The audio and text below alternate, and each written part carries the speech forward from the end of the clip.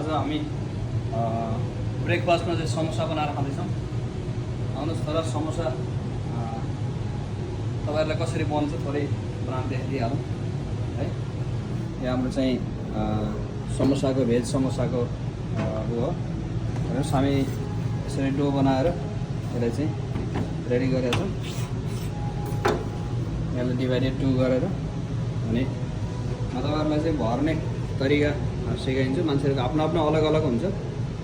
यो यस्तै सिधा राख्ने, यो ल्याउने अनि यहाँ थोडा अछुत दिने अनि यता फर्काउने है। अनि यो गरे पछाडि तपाईँको सजिलो इजी, एकदम इजी चाहिँ अब बनाएको छ। सिम्पल आइडिया है, एकदम इजी आइडिया छ। तपाईँहरूले यसरी बनाएर खान सक्नुहुन्छ। अब तपाईँहरूले यहाँ चाहिँ हल्का पानी लगाएर अनि यस्तो गर्नुहोस्। आफ्नो आफ्नो तरिका हुन्छ, अलग अलग सेफहरूको अलग अलग तरिका हुन्छ। अनि तपाईँहरूले चाहिँ यसरी नै समोसा बिल्कुल राम्रो र हिवान बनाएर चाहिँ फ्राई गरेर खान सक्नुहुन्छ है। तपाईँहरू पनि बनाउनुहोस्, खानुहोस्, इन्जोय गर्नुहोस्।